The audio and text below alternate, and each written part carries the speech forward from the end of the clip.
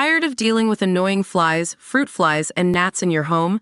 The Zevo Flying Insect Trap is your ultimate solution. Don't wait. Check out the link in the video description now to get your Zevo Flying Insect Trap on Amazon and enjoy a bug-free home today. The Edinburgh Fringe Festival is full of neurodiverse comedians, but there's a reason for this. It's not, as some neurodivergence deniers would say, because it's cool to have an ADHD diagnosis and shout about it from the rooftops. It's not because everyone and their dog has ADHD nowadays, as others would tut.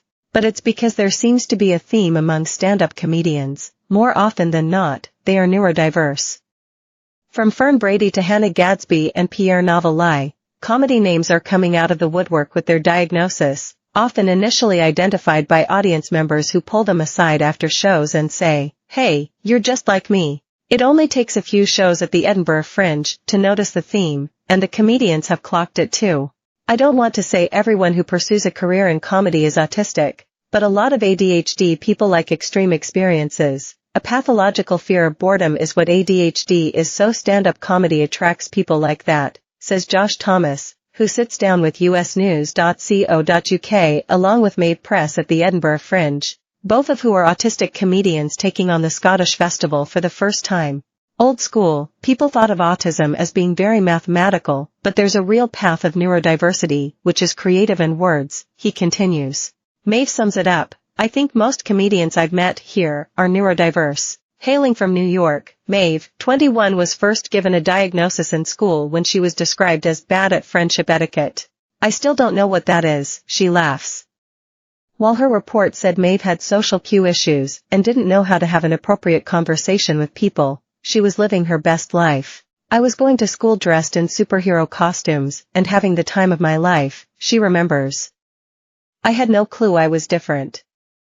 But now I have a show, so I am thrilled I was bad at friendship etiquette." If Maeve hadn't been neurodiverse, she wouldn't be doing comedy. "I was 11 when I started doing comedy. I wasn't a social kid and I didn't want to do things, and my mom said I had to, so she put me in a comedy camp," she remembers. But comedy isn't always a healthy outlet, as creating laughter can be an addictive substance for those who hinge their success on it. "I look at some comedians and I think, you're not doing comedy in a healthy way," says Josh. "Some people can drink healthily, and some people can do comedy casually, but some people can't." But for Josh and Maeve, the stage offers respite in a world that historically hasn't catered for them. "People think stand-up sounds so scary, but to me that structured environment is really nice. Me talking and them not ruining the conversation by saying anything," quips Josh. "It feels much safer to me." For Maeve, the hardest part of stand-up is paying attention, but she agrees with Josh that it offers a safer, more controlled environment than day-to-day social interaction can. "It can be hard to pay attention when there's multiple things happening at once. But I'm better when on stage," says Maeve. "I'm more myself on stage. I feel more comfortable because it's a set social interaction. Whereas talking to someone, if there's no theme to socializing, it's sometimes hard to know where to start." It was through his TV show Everything's Gonna Be Okay that Josh found out he was autistic in his 30s. "I made a show about autism and in the process of it realized I had it," he explains.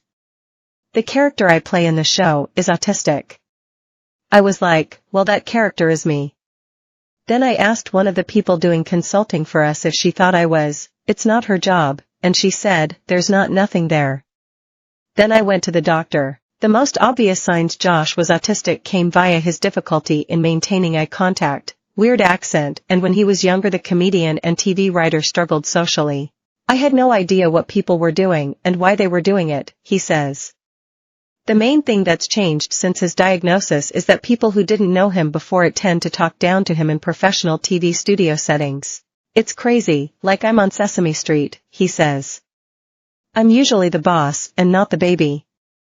It's really started happening this year and don't really know what to do about it." Josh Thomas is performing his show, Let's Tidy Up, at the Edinburgh Festival Fringe. Untie.